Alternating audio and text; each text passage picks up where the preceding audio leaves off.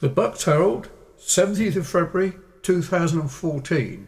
Dave stages punk opera about religious conversion while high on LSD by Hayley O'Keefe. A man who converted to Christianity while high on LSD watching a screening of Easy Rider has published a punk rock opera about his life. Dave Clark grew up in Aylesbury, spiralled into a life of crime in the 60s with his brother Michael. But following a spiritual awakening in a town cinema whilst high on LSD, David turned his life around and converted to Christianity. And now, with the help of a punk band, Asylum Seekers, the story has been made into an opera entitled Borstal Boy. Dave, who used to be part of a popular 60s mod group, The Foul and Mean, said, "I gave LSD to 4 of my friends and we went to see Easy Rider at the old Odeon. I got the horrors and paranoia and was frightened of killing myself.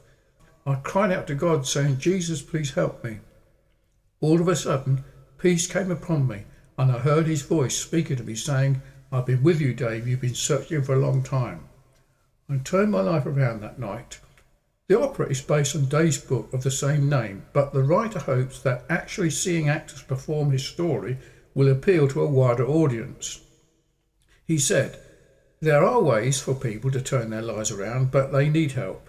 He added, "I realised that people simply don't read books because they're not a quick fix. I didn't know how to get the story out, but I decided the way to do it was to turn it into a punk rock opera." The show premieres at Portsmouth this year.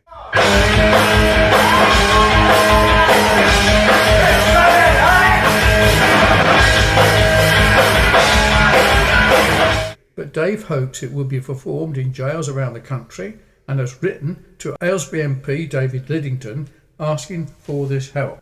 After his conversion, Dave became a preacher and all but lost touch with his brother. But in 1993, he heard of a news bulletin that Michael had been arrested in the Philippines for promoting child prostitution. Not wanting to give up on his brother, David travelled to the country and helped his imprisoned sibling have his own religious awakening. The pair then told their story to hundreds of inmates in the Philippines, and Dave wrote a book which has been distributed to prisons worldwide. He added, "My brother died of TB the year before his release from prison. The only consolation for me was that he too had turned his life around." Michael died of TB in 2005, the year before his release and before their vision of bringing help to many was realised. The only consolation for me is he had become a Christian and turned his life around.